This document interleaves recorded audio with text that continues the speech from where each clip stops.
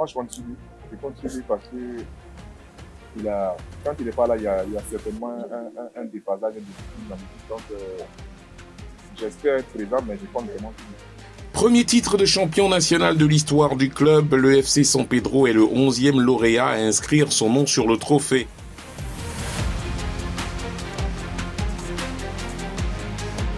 C'est un grand titre historique du championnat de la Côte d'Ivoire. Un gros ouf de soulagement, une satisfaction. Après près de 8-9 mois, voilà, on termine la saison en tête, champion de Côte d'Ivoire. Quand on sait que, en tout cas pour ma part, cette équipe-là n'a pas été construite pour être champion, pour finir champion de Côte d'Ivoire. On se disait qu'on pouvait finir parmi les 3-4 premiers. Dieu merci, après 8 ans de travail, d'un grand effort fourni par les joueurs, le staff technique tunisien, le staff technique ivoirien, j'offre cette cette championnat à tous les supporters de FC San Pedro, soit en Côte d'Ivoire ou bien ailleurs. En 30 journées, la conquête a aussi connu ses moments de doute et de désillusion. On va dire la défaite face au Racing Club d'Abidjan. Voilà, c'était deux groupes de jeunes qui allaient s'affronter. Malheureusement, ce jour-là, les choses ne sont pas bien passées de notre côté. On a encaissé 4 buts.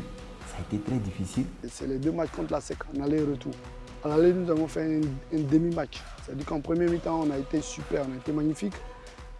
On a déroulé, on a présenté une belle copie. On a mené 2-0. Ce match-là nous a laissé un goût amer parce qu'il faut dire qu'on dominait le match. À la première mi-temps, on menait 2-0. Pour nous, c'était déjà fait. Malheureusement, on revient à la deuxième mi-temps et on fait 4-2. Ça a été très difficile. Je savais que l'équipe avait la possibilité, le talent nécessaire pour pouvoir être champion. Mais je me demandais si on allait avoir cette maturité-là de pouvoir arriver jusqu'au bout. Effectivement, je me suis posé la question, mais après, ça n'a pas duré longtemps. Longtemps second au classement, c'est à partir de la 20e journée que les Pétrusiens ont eu le déclic. Bon, à partir du match de la SEC à San Pedro, le match n'a pas été facile. Nous avons gagné le match à la dernière minute. Ça a partir de ce match-là, il a cru en ce groupe, il a cru en nous qu'on pouvait faire quelque chose dans ce championnat. Et le deuxième match, c'était contre AFAD, toujours à San Pedro, 22e journée, parce qu'on savait que RCA jouait juste derrière nous.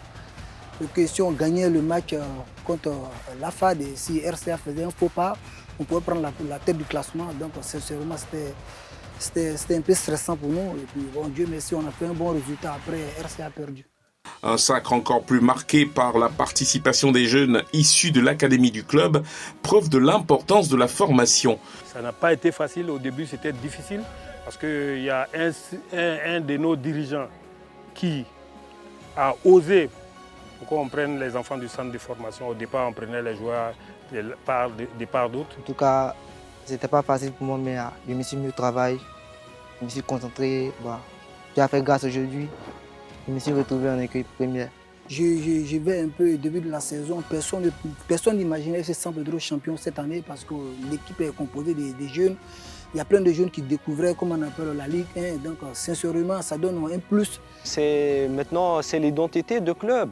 Ce sont l'avenir du club. C'est la preuve qu'on est bien travaillé à l'académie et aussi il y a des joueurs cadres à l'équipe senior. Ils ont facilité l'intégration de ce genre-là. Il faut remercier aussi les cadres et il faut remercier les jeunes joueurs. Le projet sportif, c'est au niveau de la formation des joueurs et le transfert des joueurs à l'étranger aussi. Ce résultat est le fruit d'un travail d'équipe, une participation de tous les services et de toutes les mains à la tâche au quotidien. Le staff des champions, on va dire, est composé de 2 entraîneurs tunisiens, un préparateur physique et un entraîneur de gardien de but.